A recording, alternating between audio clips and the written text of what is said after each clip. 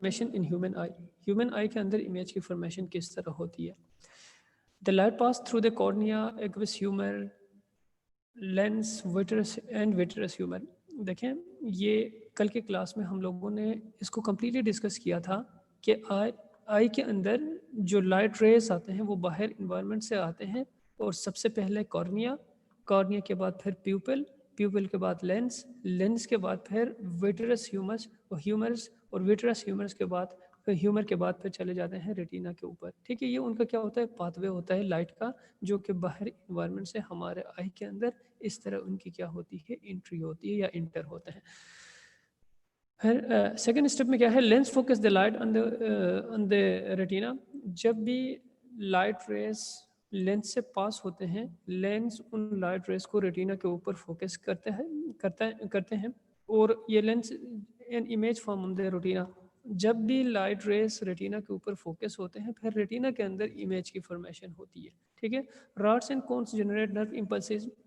ये जो photo sensitive sales होते हैं, रॉड्स एंड कोन्स, जब भी उनके ऊपर लाइट पड़ती है रेटिना के ऊपर, क्योंकि ये रेटिना के अंदर प्रेजेंट होते हैं, जब इन रॉड सेल्स और कोन सेल्स के ऊपर जब लाइट के रेस पड़ते हैं, तो वहाँ पे नर्व इम्पल्स जनरेट होता है, और वही नर्व इम्पल्स ऑप्टिकल नर्व्स के ज़रिए से ब्रेन की तरफ चले जाते हैं। जब एक दफ़ा ये नर्व इम्पल्स ब्रेन में पहुँच जाते हैं, फिर सेंसेशन ऑफ विजन जो है वो प्रोड्यूस होता है। मतलब जब तक इम्पल्सेस हमारे ब्रेन में ना पहुँचें, तो फिर सेंसेशन ऑफ विजन प्रोड्यूस नहीं होता। दोबारा से सुन लें, मैं डायग्राम से आप लोगों को बता रहा हूँ कि इमेज की फॉर्मेशन किस तरह होती है। अक्सर ये क्वेश्चन आता है, ठीक है, अक्सर ये क्वेश्चन एग्जाम में आता है। बाहर इन्वायरमेंट से जब भी हम किसी चीज़ को देखते हैं, फॉर एग्जांपल कोई भी चीज़ हमारे सामने हो, तो उस मटेरियल से या उस चीज़ से रेज आते हैं। वो रेस आके सबसे पहले हमारे आई के कॉर्निया में पड़ते हैं, जो आउटर मोस्ट लेयर है।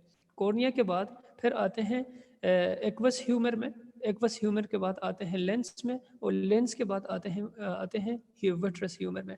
तो जो ही लेंस में पढ़ते हैं, लेंस उन लाइट रेस को डायरेक्टली रेटिना के ऊपर क्या करता है, फोकस करते हैं।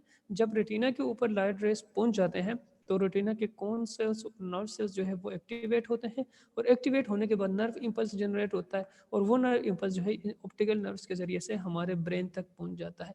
ब्रेन तक जब पहुंच जाए, तो फिर हम किसी चीज़ को देखने के काबिल होते हैं, और सेंसेशन ऑफ विजन जो है वो प्रोड्यूस होता है। ठीक है, ये इमेज फॉर्मेशन होता है। इसी तरह मतलब ह्यूमन आई के अंदर इमेज की फॉर्मेशन होती है, जिसमें हमारे आई, हमारे ऑप्टिकल नर्व्स और हमारा ब्रेन जो है, ये तीनों रिस्पॉन्सिबल होते हैं। नेक्स्ट है night blindness. Rod cells contain pigments called as rhodopsin. जो हमारे रेटिना के अंदर रॉड सेल्स होते हैं, उनके अंदर एक स्पेशल टाइप ऑफ पिगमेंट होता है, उस पिगमेंट को कहा जाता है रोडोप्सिन।